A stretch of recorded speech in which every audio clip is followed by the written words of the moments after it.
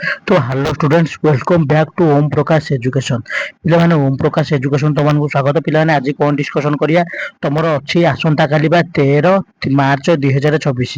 13 मार्च 2026 रे विज्ञान रो real question paper बा 100% 200% पिलाने रियल 200% रियल क्वेश्चन पेपर 200% पिलाने रियल क्वेश्चन पेपर तेणुक जो मैंने सब्सक्राइब करिनो चैनल को शीघ्र शीघ्र पिलाने जल्दी जल्दी सब्सक्राइब करो सब्सक्राइब प्लीज सब्सक्राइब करो वीडियो को लाइक करो सांग मान सहित शेयर कर दियो ना सब्सक्राइब निश्चित रूप से करूँ पिलाने 2K सब्सक्राइबर शीघ्र शीघ्र कंप्लीट करो शीघ्र शीघ्र कंप्लीट करो क्वेश्चन आंसर चार देखीदा कौन देती पिलाने तुम जानी विज्ञान नवम क्लास विज्ञान 50 मार्क कौन आमर एमसीक्यू होची बा ऑब्जेक्टिव आउ होची कौन 50 मार्क सब्जेक्टिव पिलाने 50 मार्क ऑब्जेक्टिव तुम पाई छाड़ी आशा जदि न पाओ जदि 50 मार्क ऑब्जेक्टिव पिला माने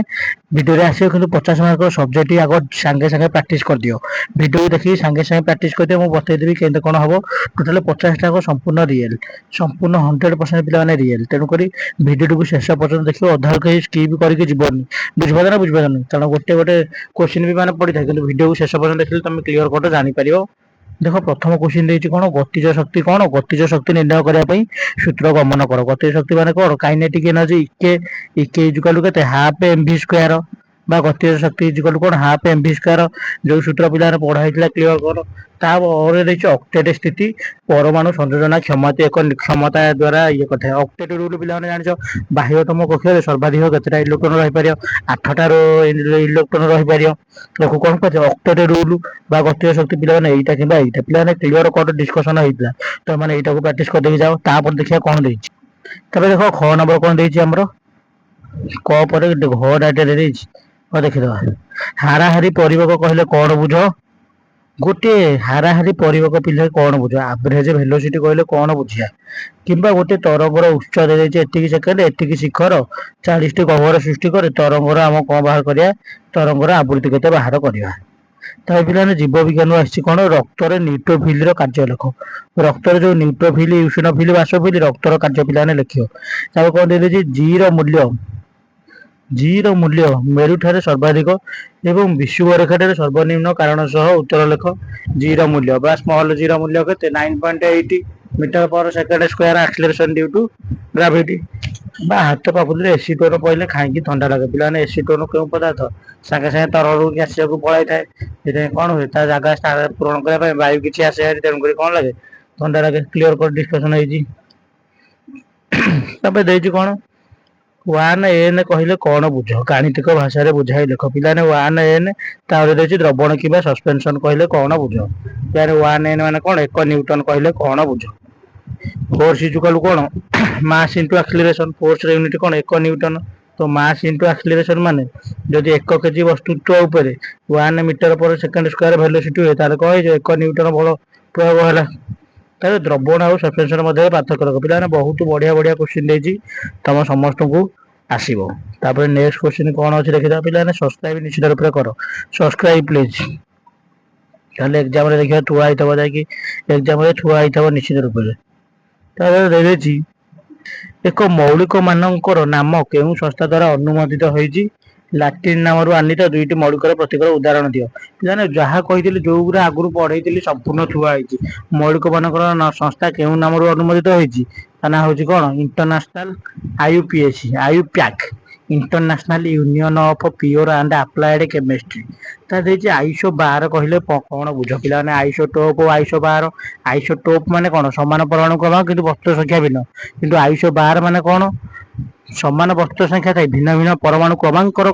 परमाणु गुड़िक आम कौन कहुए 212 कहुए आइसोटोप उल्टाटा बुझीपार ना पिला बुझीपारानी उदाहरण देदेव ताकि क्रोमाटोग्राफी बिना माने कौन क्रोमा माने कौन कलर क्रोमाटोग्राफी प्रयोग व्यवहार पिलाने लेख तार कौन शक्ति संरक्षण नियम कौन पिला जहाँ कहते यहाँ पड़ी law of conservation of energy शक्ति संरक्षण नियम पड़ी मुक्त पतनशील वस्तुर दृष्टि नियमता सत्यता प्रकाश कर पिलाने बहुत इजी इजी क्वेश्चन देती तुम समस्त को आसो गोटे बढ़िया क्वेश्चन टे 1 जूल शक्ति व्यय कर 0.5 वस्तुत्वर इटा को केते उच्च को उठाई पारे पिलाने एचटा पचार एच आम पचार आम जाने कौन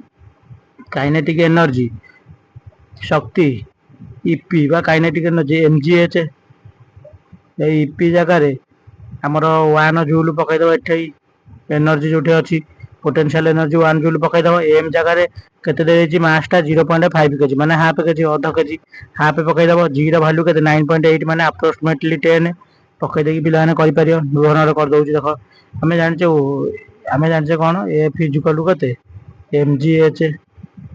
ଏଫ ଜାଗାରେ ଏଇ ଯୋଉ ଏଫ ନୁହଁ ତ ଇପି ଇପି ଏଠି 1 ଜୁଲ ପକେଇଦବା। ଏମ ଜାଗାରେ ପକେଇଲା ହାଫ ଇଣ୍ଟୁ ଜି ର ଭାଲ୍ୟୁ କେତେ 9.8 ମିଟର ପର ସେକେଣ୍ଡ ସ୍କୋୟାର ବା ତାକୁ କେତେ କହିବା ଆପ୍ରୋକ୍ସିମେଟଲି 10 ଏଜ ଟା କେତେ ପଚାରିଛି ତ 2 ରେ କାଟିଲେ 5 ଏଇ ଏଜ ଟା ରହିଥିବ ଏଇ 5 ଟା ତଳକୁ ଆସିକି କେତେ ହେଇଯିବ 1/5 ତ ହାଇଟ୍ କେତେ ହେଇଯିବ 1/5 କଣ ହେଇଯିବ ମିଟର ହେଇଯିବ 1/5 ଏମ ବା 1/5 ମିଟର। ତାକୁ ଯଦି କନଭର୍ଟ କରିଦବା କେତେ ହବ 0.2 ମିଟର ହେଇଯିବ। ବୁଝିପାରିଲ ନା ବୁଝିପାରିଲ ମାନେ 0.2 ମିଟର ମାନେ କେତେ 2/1 ମିଟର କେତେ ସେମି 100 ସେମି ତ 0.2 ମିଟର ମାନେ 0.2 ଇଣ୍ଟୁ 100 ତ କେତେ ହେଇଯିବ ପିଲାମାନେ କେତେ ହେଇଯିବ ପିଲାମାନେ। ତାପରେ ନେକ୍ସଟ କୋଶ୍ଚିନ ପିଲାମାନେ କଣ ଦେଖିବା ସେଇ ମିଟରରେ ଥାଉ। ତାପରେ ନେକ୍ସଟ କୋଶ୍ଚିନ ଦେଇଛି କଣ ସମବୃତ୍ତୀୟ ଗତି କଣ ସମବୃତ୍ତୀୟ ଗତିର ଗୋଟେ ଉଦାହରଣ ଦିଅ କାହିଁକି ତ୍ୱରାନ୍ୱିତ ହୁଏ ବା କେଉଁ କାରଣରୁ ଭୂମିକମ୍ପ କେତେ ପୂର୍ବରୁ ଏହା ଜାଣିପାରିବା ବିଚଳିତ ହେଇପାରନ୍ତି। କାରଣ କେଉଁ କାମରୁ ଧ୍ୱନି ବିଷୟରେ ଅଛି କାରଣ ପଶୁପକ୍ଷୀ ମାନେ ପୂର୍ବରୁ ତାଙ୍କ କାନକୁ ଗୋଟେ ଭୂମିକମ୍ପ ହେବା ପୂର୍ବରୁ ଯୋଉ ସାଉଣ୍ଡ ସୃଷ୍ଟି ହୁଏ ସେମାନେ ଜାଣିପାରନ୍ତି। ବୁଝିପାରିଲ ନା ବୁଝିପାରିଲନି ଧ୍ୱନି ବିଷୟରେ କ୍ଲିୟର କଟ ଲେଖା ହେଇଛି। ତାପରେ ପିଲାମାନେ ନେକ୍ସଟ କୋଶ୍ଚିନ ଦେଖ ଦେଖିବା ମାନବ କର୍ଣ୍ଣର କାର୍ଯ୍ୟ ଲେଖ। ମାନବ କର୍ଣ୍ଣର ଗଠନ ଓ କାର୍ଯ୍ୟ ପିଲାମାନେ ଯୋଉଟା କହିଥିଲି ପୁରା ହେଇଗୁଟା ଥୁଆ ହେଇଛି। ତାପରେ ଦେଇଛି କଣ ବିଶରଣ ପ୍ରକ୍ରିୟା ଏହା ତାପମାତ୍ରାକୁ କିପରି ପ୍ରଭାବ କରେ ଟେମ୍ପରେଚର ଉପରେ କଣ ତାର ଇଫେକ୍ଟ ଯାହା କହିଲି ସବୁ ତକ ଥୁଆ ହେଇଛି। ତାପରେ ନେକ୍ସଟ କୋଶ୍ଚିନ ଦେଖିଦବା କଣ ଦେଇଛି ସାଇକ୍ଲୋଷ୍ଟୋମାଟାର ଲକ୍ଷଣ କଣ ପିଲାମାନେ ଦେଖ ଜୀବ ବିଜ୍ଞାନରେ ଆମର ଆସିଲା ସାଇକ୍ଲୋଷ୍ଟୋମାଟା ଗୋଟେ ଉଦାହରଣ ସହ ସହଜୀବିତା ପିଲାମାନେ କଣ ବୁଝ ଯାହା କହିଥିଲି ଫାଷ୍ଟ ବିଷୟରେ ଆମର ଆସିଛି ମନେରା 25ଟା ଫଞ୍ଜାଇ ଆଉ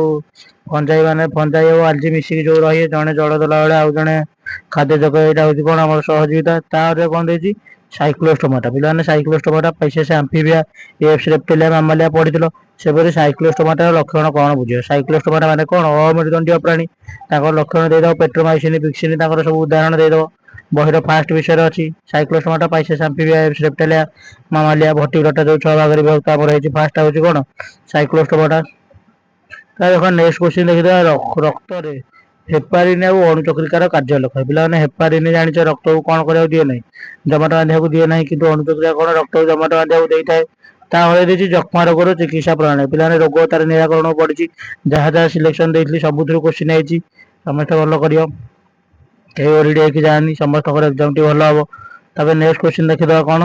ଘନୀଭୂତ ଦୁଗ୍ଧ କଣ ପିଲାମାନେ ଘନୀଭୂତ ଦୁଗ୍ଧ କଣ ଏଥିରେ ଥିବା ଉପାଦାନକୁ ପିଲାମାନେ କଣ କୁହାଯାଏ ପିଲାମାନେ ଗୋଟେ ଟୋନର ଗୋଟେ ଶବ୍ଦଟି ଶୁଣିଥିଲ।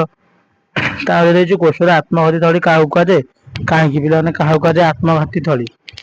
ଆତ୍ମଘାତୀ ଥଳି ପିଲାମାନେ କାହାକୁ କୁହାଯାଏ ଆମର ଲାଇସୋଜୋମକୁ କାରଣ ଯେତେ ସବୁ କୋଷ ମରିଯିବ ସବୁ ଲାଇସୋଜୋମକୁ ଯିବ ତେଣୁକରି ଲାଇସୋଜୋମକୁ ଆତ୍ମଘାତୀ ଥଳି କୁହାଯାଏ। ଯୋଉଗୁରା ଇମ୍ପୋର୍ଟାଣ୍ଟ ଅଛି ସବୁଥରକ ସବୁ ବର୍ଷ ଏଗୁରା ପଡୁଛି ଏ ବର୍ଷ ମଧ୍ୟ ପରୀକ୍ଷା ଅଛି।